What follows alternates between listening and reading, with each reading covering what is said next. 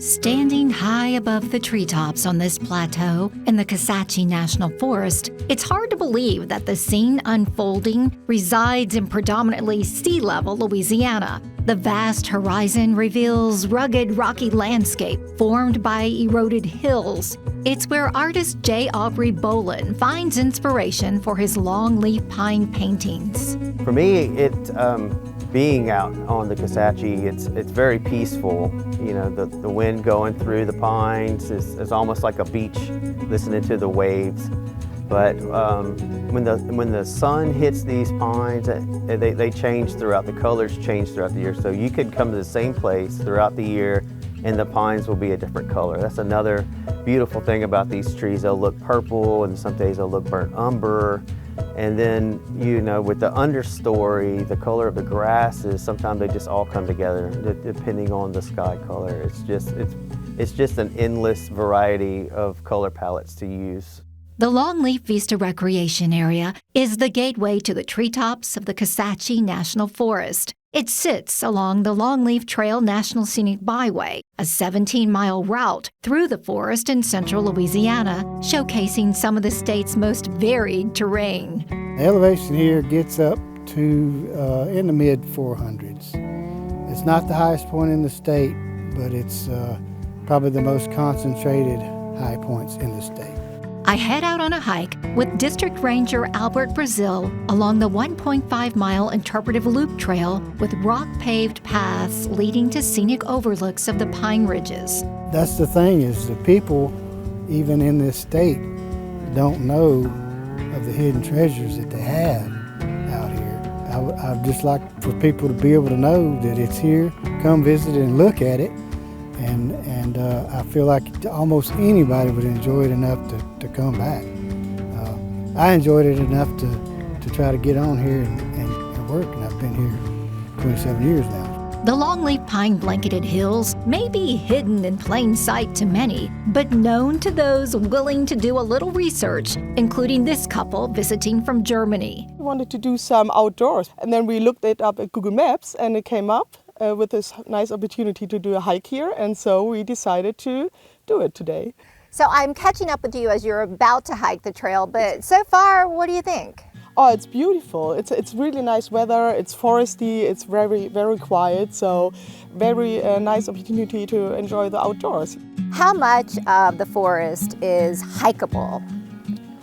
Well, all of the Kisatchie National Forest is hikeable, because we don't have the extreme terrain that you would like in a mountainous area. This is about as extreme as it gets right here. This particular area, the Vista area here, where all this rock walkways are, this area was originally constructed in the late 50s, and throughout the 60s they maintained. Well, in the 1970s, the Youth Conservation Corps came on with the Forest Service, and they are the ones that actually laid all of these rocks. These are all local rock that were collected right here on site. I continue my hike in the forest with Forest Supervisor Lisa Lewis as we explore the Kisatchie Hills Wilderness Area, spanning over 8,000 acres. Karen, let me show you over here what a young longleaf pine sapling is going to look like here. So the longleaf pine are really a fire adaptive, iconic species here. Again, you get the idea why they're called longleaf pine, because the needles are quite long. You know, in some cases they could be up to 1.5 feet long, actually. The Kisatchie National Forest encompasses 600,000 acres spread across 7 parishes in central and northern Louisiana. It's managed by the U.S. Forest Service and fosters one of the largest concentrations of longleaf pine in the southeastern United States. The longleaf pine is an iconic species in the southeast. At one time, it spanned over 94 million acres from Virginia all the way down through the southeast, through East Texas. And now only remnants of that ecosystem remain at about 5 million acres. But during the late 1800s, early 1900s, with the arrival of the railroads in this part of Louisiana, sawmills sprang up everywhere. And so these vast virgin longleaf forests were cut over. And basically by the the mid to late 20s, all this was cut over land. So this was replanted. Yes, most of this was actually replanted. A lot here on the Kisatchie National Forest was replanted in the 30s by the Civilian Conservation Corps. And of course that was part of the New Deal program by President Roosevelt at the time to try to get the country, out of the Great Depression. The longleaf pine ecosystem is one of the most diverse in North America, second only in diversity to the Amazon rainforest. The trees provide habitat for the threatened red-cockaded woodpecker and other endangered wildlife, including the gopher tortoise and the Louisiana pine snake. Right here, we're standing in a longleaf pine tree. As you can look up and you can see that there's a cavity, and this is home to the red-cockaded woodpecker, which has just recently been downlisted from endangered to threatened by the U.S. Fish and Wildlife Service. But this is one of the reasons why this species of pine is so important. It provides a home for these very rare woodpeckers. Red-cockaded woodpecker is the only species here in the southeast of woodpecker that will excavate their cavity in a live tree.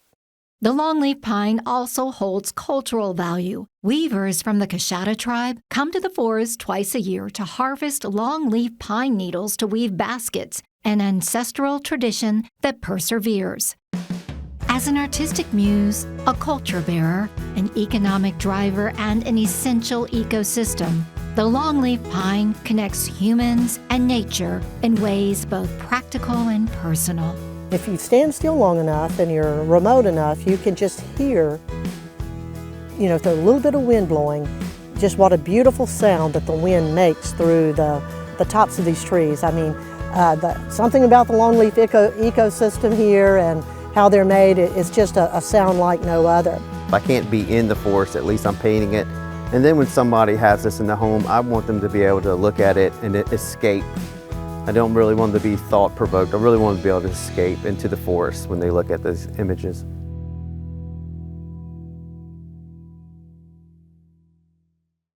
Support provided by Prevention on the Go from Mary Bird Perkins Cancer Center. Mobile screenings for prostate, breast, skin, and colorectal cancers available for all throughout Louisiana. More under Schedule a Screening at marybird.org.